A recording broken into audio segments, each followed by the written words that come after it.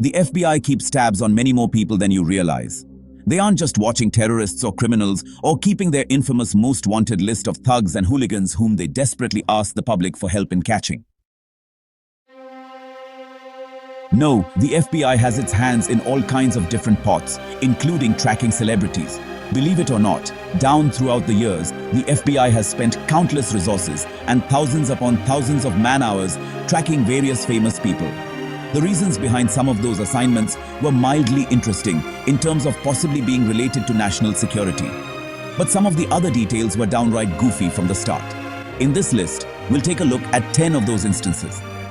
These are the stories of 10 notable people whom the FBI kept tabs on during their lifetimes. We'll lay it all out there and then let you be the judge. Were these moves warranted? 10. Walt Disney. Walt Disney was very close with many agents and employees of the FBI for about 30 years, from the early 1930s until his death in 1963. It all came about during the Great Depression, when Disney started to inform the agency about people around the entertainment industry suspected of anti-American tendencies.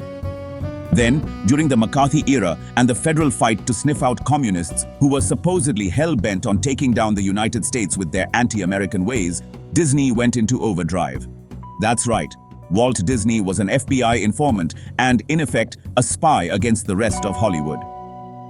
For the last 3 decades of his life, the FBI kept a critical file on Disney in which he named names of possible and suspected communist sympathizers in Hollywood.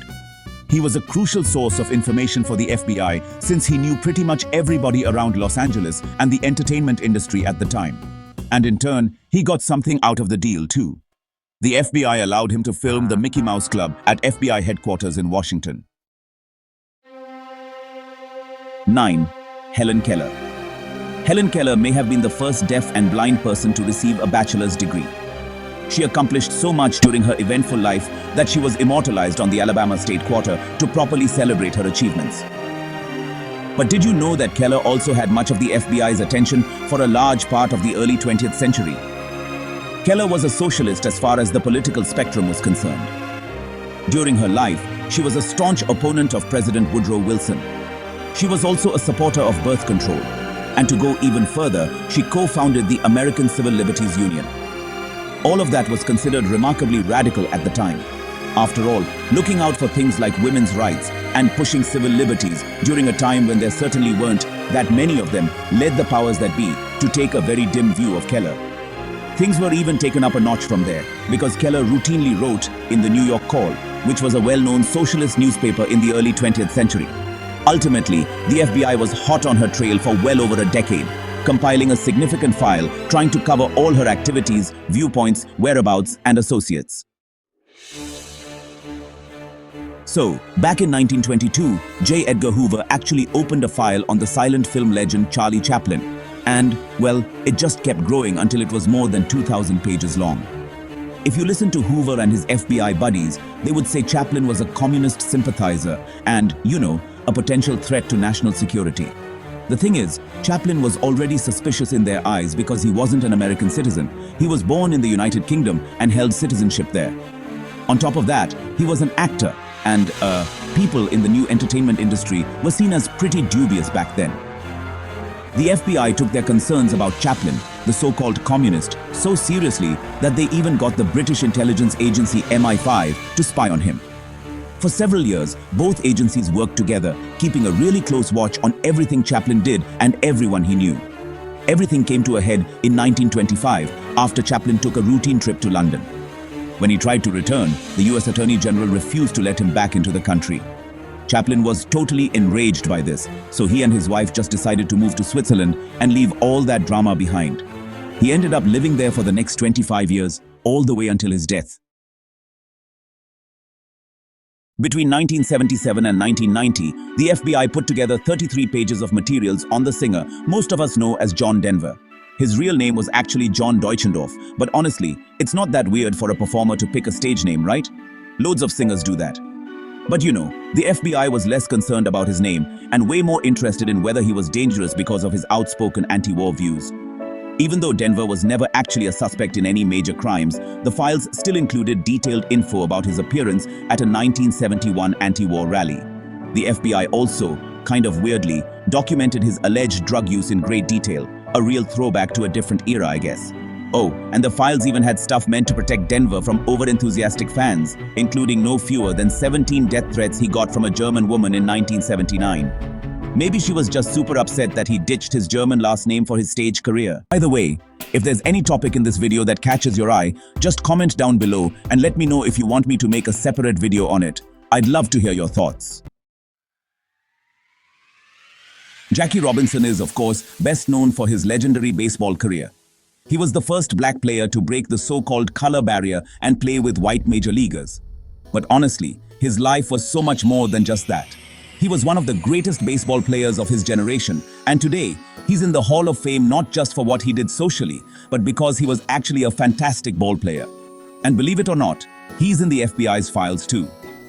Turns out Robinson became quite the political kingmaker after his playing days were over. After he retired, and especially after he was inducted into the Hall of Fame in 1962, he got really involved in politics. He openly supported presidential campaigns for Richard Nixon, Nelson Rockefeller, and Hubert Humphrey, and he was also a big promoter of the civil rights movement. That combination made the FBI start a file on him in 1966. They were mainly worried about his supposed involvement with the Harlem chapter of the International Workers' Order, which the government saw as a communist group. Jackie Robinson, a communist? Come on, seriously? There's nothing more American than baseball, or honestly, a baseball hero like him. George Steinbrenner is mostly remembered as the cranky, super particular owner of the New York Yankees. Pretty much everyone made fun of him during his long baseball career, including famously the character George Costanza on Seinfeld for years. But behind all those jokes and laughs, Steinbrenner was actually being tracked by the FBI for decades. And honestly, some of the reasons might surprise you. It all started in 1973 when the FBI began collecting thick files on Steinbrenner's illegal monetary contributions to Richard Nixon's re-election campaign from a few years earlier. Eventually, Steinbrenner pleaded guilty in court and was fined $15,000 for it. The FBI also kept records of his many requests to be pardoned for the charge. But hey, he finally got his wish. In 1989, Ronald Reagan, in one of his last acts as president, officially pardoned Steinbrenner. Still, the FBI file didn't go anywhere. It stuck around. Of all the people on this list who are being followed and tracked by the FBI, you may have already heard the story of Marilyn Monroe. But you probably don't know that she wasn't the one the FBI was originally tracking, and it wasn't John F. Kennedy either. Marilyn's FBI file came about because of her husband Arthur Miller, to whom she was married between 1956 and 1961. The FBI thought that Miller was a communist. Or, at the very least, they wondered if the man had serious communist sympathies. Knowing that, they kept tabs on everybody with whom he ran in tight circles, including a series of Marxist and communist groups. But in time, they also kept track of his wife too. It just so happened that his wife happened to be the uber-famous and most revered starlet of her generation. Conspiracy quotes this whole story, by the way. Monroe's FBI file even goes far enough as to document a few of the leading theories about her untimely death in 1962, including one claim made as part of Norman Mailer's biography that she was killed by none other than the FBI and the CIA. Creepy. Whitney Houston had some very public troubles during her life with drugs, money, and difficult and dangerous relationships. But she also had a fraught history with the FBI. Or at least, she had a fraught history that got so rough and tumble at one point that the FBI was forced to step in and monitor the situation.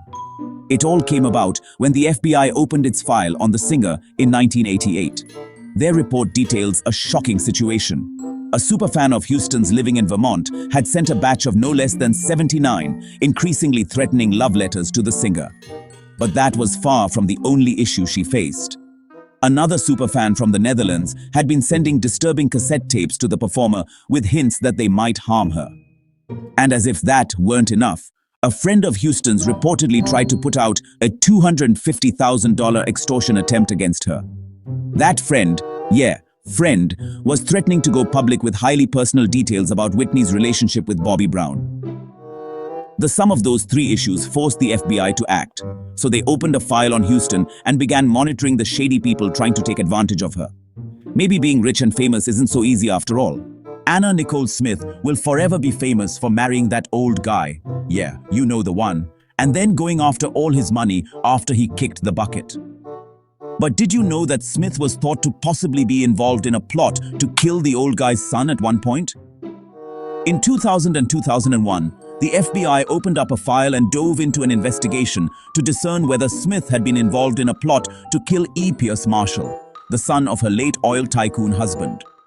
At the time, Smith and Marshall were fighting over hundreds of millions of dollars that his late father, her late husband, had earned in the oil business.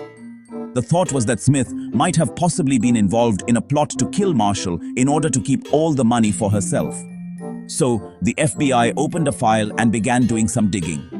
In the end, though, they could never make a case against Smith, and prosecutors eventually decided there wasn't enough evidence to charge her or pursue legal action. In 1991, the FBI conducted a routine background check on Apple co-founder Steve Jobs when he was being considered for an appointed position on President George H.W. Bush's Export Council.